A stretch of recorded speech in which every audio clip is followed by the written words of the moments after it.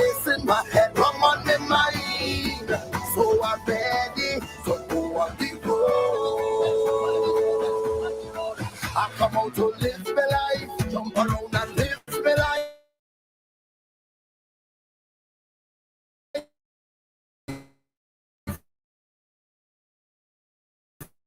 I run man live my life.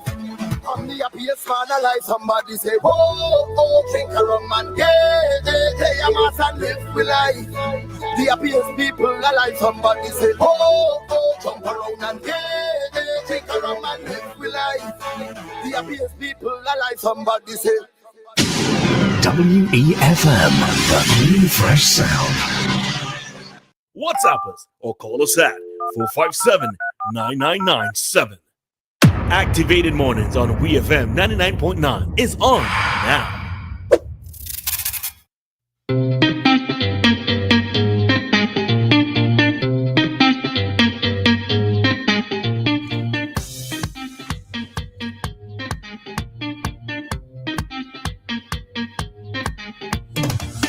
And this is actually one of my favorite songs for Skinny. Yeah, actually love this song. All right, so we are back with you for another commentary segment on today's Activated Mornings program. All right, in studio you have Dianna and Cain and myself, Roleza Samuel. Remember the number to call to get interactive with us is 457-9997. All right, we are live on Facebook as well as YouTube. And if you don't want to call, but you feel comfortable messaging, you can also WhatsApp us on that number as well. All right. So we are going to head into another story at this time. And this is for the folks in the diaspora. So turn up the radio. All right. Turn up the radio. So I know that we touched on it. Was it early this year? Yeah. Yeah. All right. So it was earlier this year. We touched on it in terms of an outreach program that the Invest SVG will be doing for persons within the diaspora, right? And they're actually teaming up with BOSVG with regards to this. So I am reading this story from One News SVG, but I think that it's available at, on different sites. And I think, if I remember correctly, something is also on the Invest SVG page as well. All right. So Invest SVG has announced that it will commence its diaspora investment tour.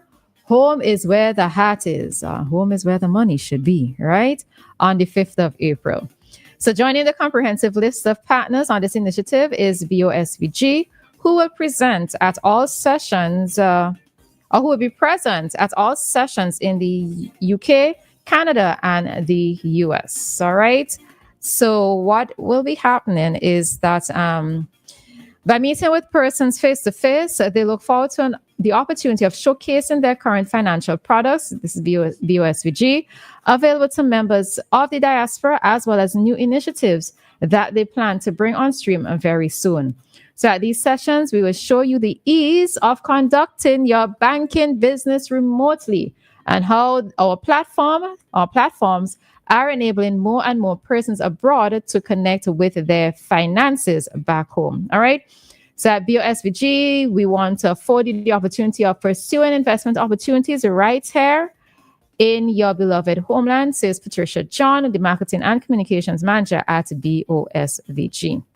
All right. So they're saying through this partnership, Invest SVG seeks to provide an informative and engaging space for their audiences abroad to gain knowledge about investing in St. Vincent and the Grenadines. All right, so there is a flyer out with this information, but because I know that persons are listening, for those in the UK, they will be at Brentford Lock on the 5th of April. For those in Toronto, Canada, it will be on the 10th of May. In Washington, D.C. on May 14th and New York on May 17th. I think the exact locations will be announced later on. All right. So those persons in the UK in around Brentford Lock, those in Toronto, those in Washington, and those in New York, stay tuned for those particular dates. So you would get information on how easy it is for you to be able to do conduct business here in SVG, and not just conduct business here in SVG, but invest with St. Vincent and the Grenadines through the BOSVG Bank. I shouldn't say BOSVG, but Bank of St. Vincent and the Grenadines. All right. They have the dates for the others. For Canada, it's May 10th. For Washington, D.C., it's May 14th. And for New York, it's May 17th.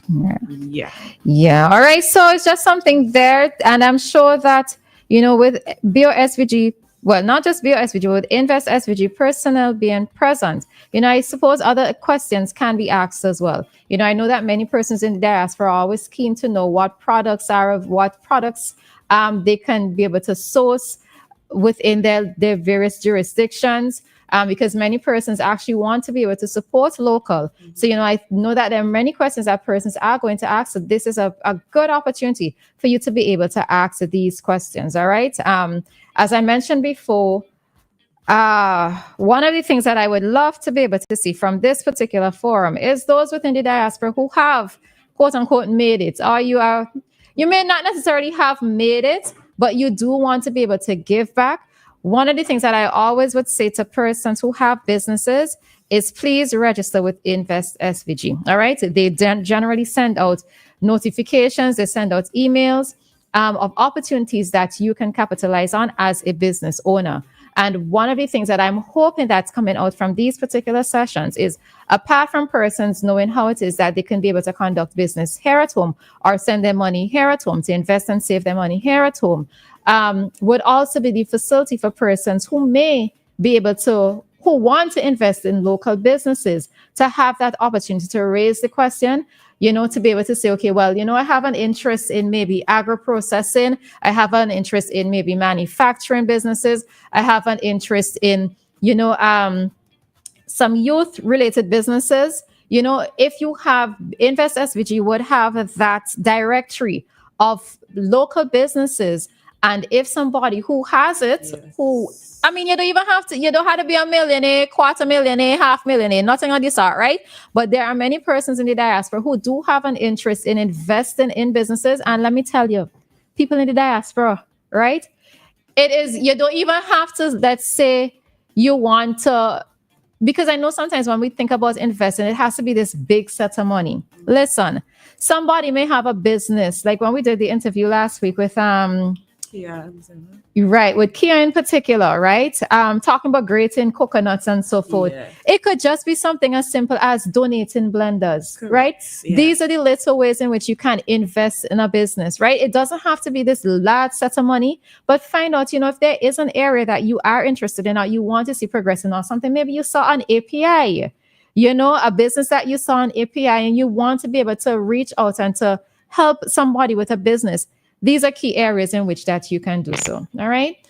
Hi, caller. Good morning. Good morning, you ladies. How are you this morning? We are fine. And what about you? Our folks are buried up on the street, You're speaking about Invest SVG. For the last 17 years, after having a successful business and portrayed in 65 years I've been portrayed now, I'm trying to get somebody who would be interested to take over my business. And I manufactured a lot of beef burgers and sausages and so on. But no one is coming forward to take up my offer. And again, they are saying that invited people from abroad to come back home here and invest in SVG. When I came home here, with my knowledge and experience, everything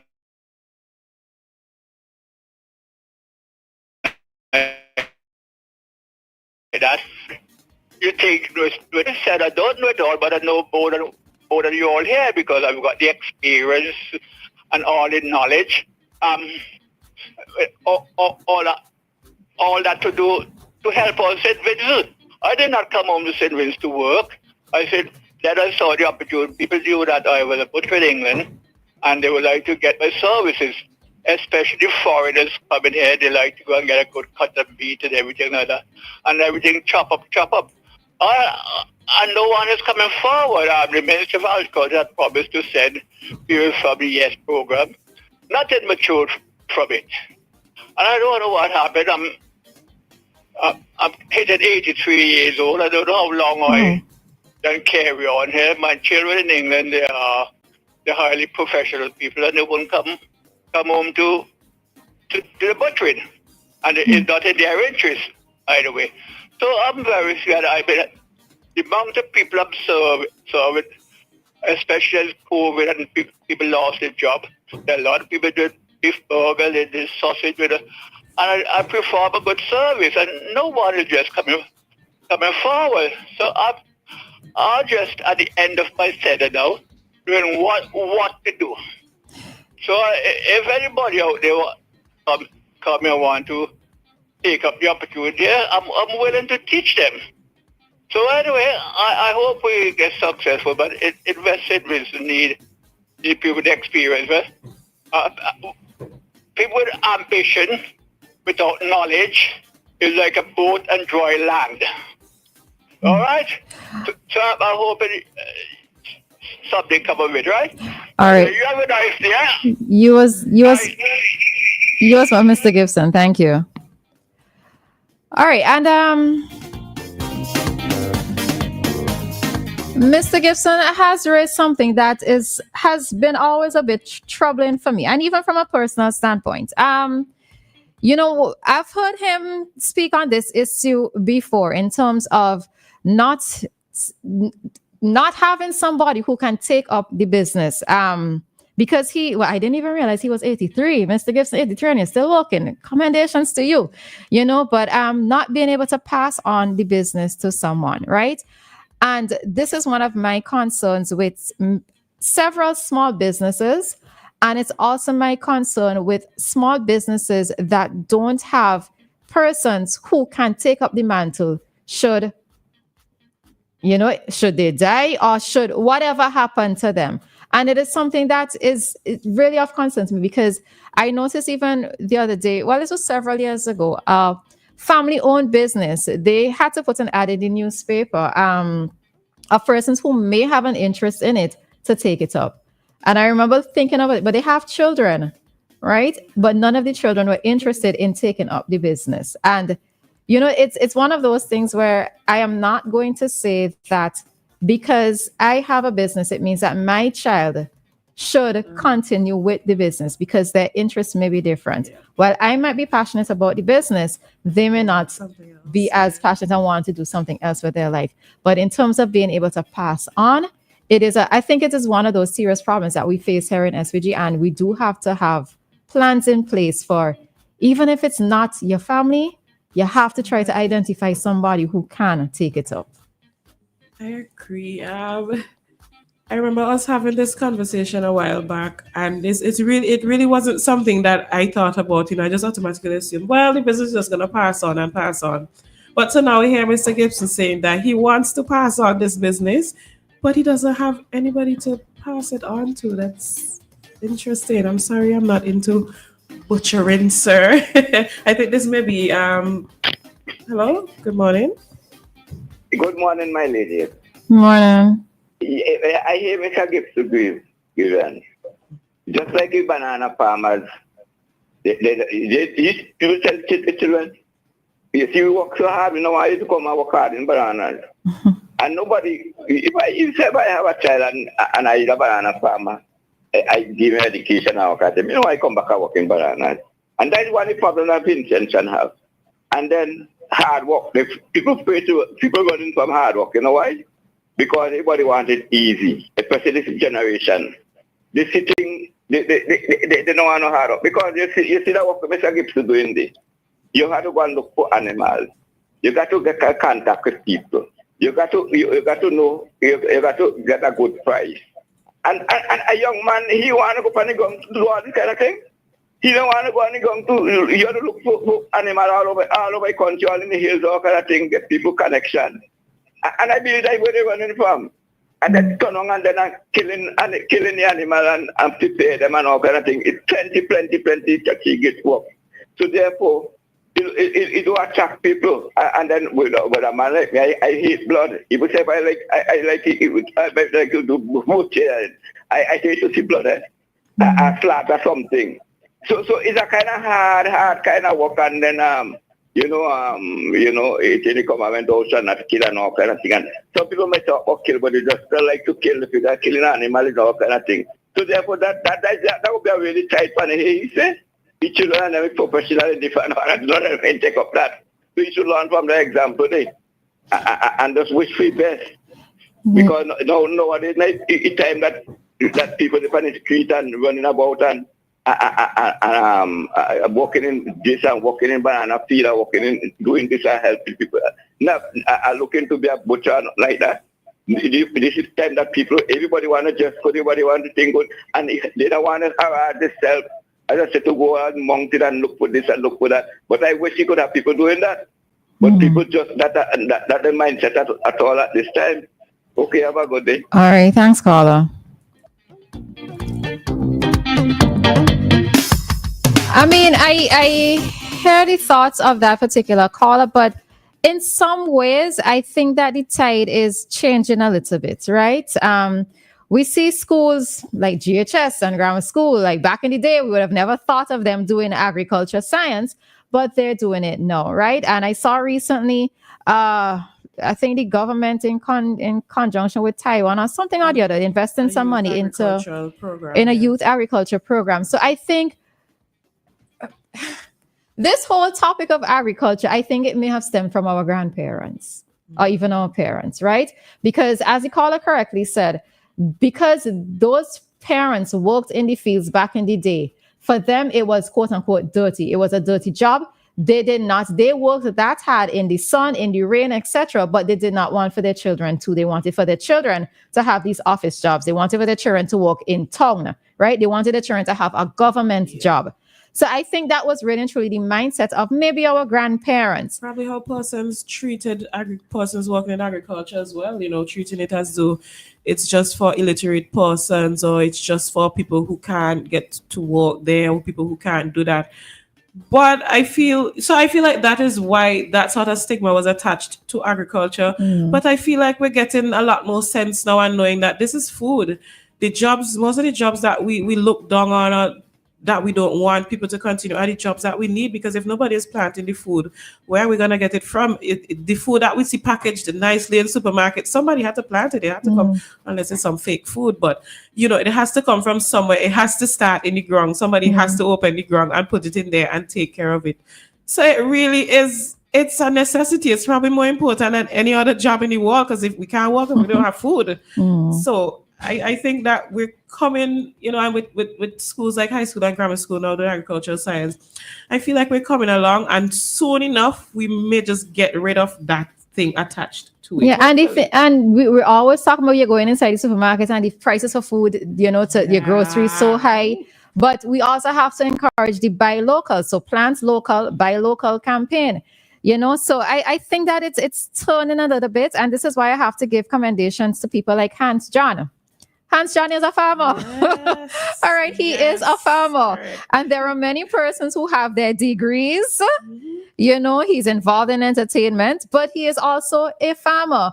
So I think sometimes we need to have a lot more of these persons who are, we term them as being tertiary educated. They're tertiary educated. They don't necessarily need to go into farming. They could probably have their own, I don't want to say their own business, but they could probably work for somebody else and, not enjoy all the ups and downs, the variables of being involved in business.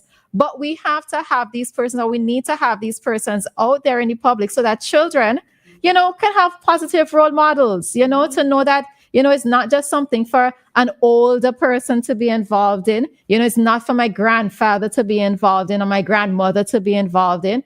How many of these persons have lands? Listen, if I had lands, if I only had lands, lands that I don't have to pay for, that's what I mean. But, I would try to be doing so much with these lands, and some of them do have it. And, so I do want to see a lot more happening. I do want to see that connection with our diaspora here, persons who can help in whatever capacity you can help. Don't think that you have to be a millionaire. Don't think that you have to give, let's say, a $10,000 donation for it to count. Sometimes it's just as simple as reaching out to a particular person with a business and asking, at this point in time, what do you need help with? What is it that can help to take your business a little further than it is right now? What has been your biggest challenge? How do you think you can overcome this challenge, and how can I help? So with programs or the outreach such as the one with Invest SVG and BOSVG, I'm hoping to see a lot more coming out from that. All right. And those are my final thoughts. Anything? No. All right. That's it. All right. So we are going to head on out of this segment at this time and be back with more Activated Mornings here on WEFM.